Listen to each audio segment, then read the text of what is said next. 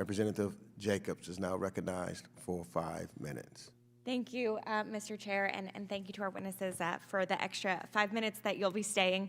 I first wanted to echo the sentiments of some of my colleagues about the Sunset Clause. As the chair loves when I remind him, I was in middle school when the 2001 AUMF was voted on, so I absolutely think there needs to be some forcing mechanism for us to reconsider these decisions. I wanted to ask, the AUMF is being used to authorize counterterrorism operations around the world, as has been discussed. I've been very concerned about some of the reporting we've seen around civilian casualties.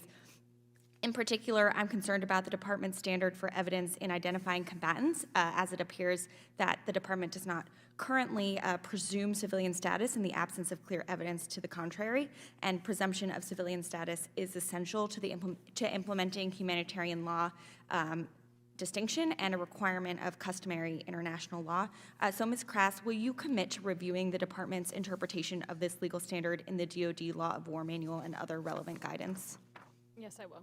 Thank you very much. And Assistant Secretary Mayor, we've talked a lot about the implications of war powers. I want to talk specifically about their implications on Section 127 ECHO and 1202 programs.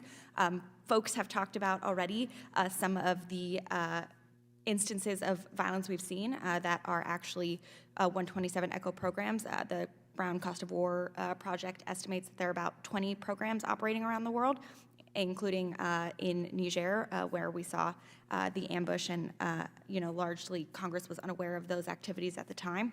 So, given the risk of introduction into hostilities that we know exists for many or all 127 ECHO programs and can infer exists for 1202 activities, how does the Department of Defense interpret its war powers resolution reporting obligations in relation to Section 127 ECHO and 1202 programs?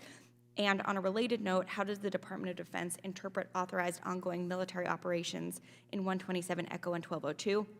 Is it just Article 2 and the 2001 AUMF, or does DoD think other statutory regimes provide the requisite authorization?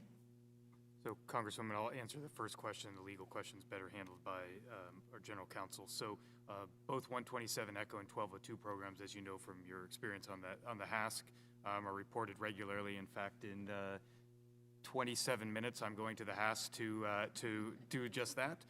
So I think as part of that, we do our best to explain the threat profile, how the rules of engagement and the authorities are being applied in each one of those. I guess just to, since we'll talk about it there, the question is how that relates to war powers, since there is the potential for it to get us into active hostilities, as we saw in, for instance, Niger.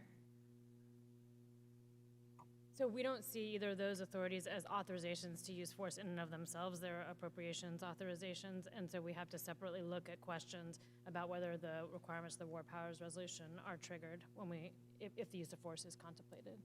Thank you. Assistant Secretary Meyer, again, I know we've had this conversation, but I wanted to talk here a little bit about what the impact of these counterterrorism operations have had on the protection of civilians, and to what extent have those operations contributed to the recruitment of groups engaged in active hostilities against the United States, given that we know civilian casualties are one of the drivers of recruitment for these groups? Congresswoman, it's an issue that we grapple with regularly in determining what are the drivers for individuals to join some of these groups. I think our overall assessment is that as we've driven down the threat through ongoing counterterrorism pressure, the overall threat to Americans has gone down. Obviously, in some cases, numbers have gone up of recruits in these groups, but we look at it principally through the lens of what's the overall threat to Americans. Thank you. I'll just say, after most of my life of these counterterrorism operations, it doesn't seem like we've actually been successful in ameliorating many of these violent extremist groups.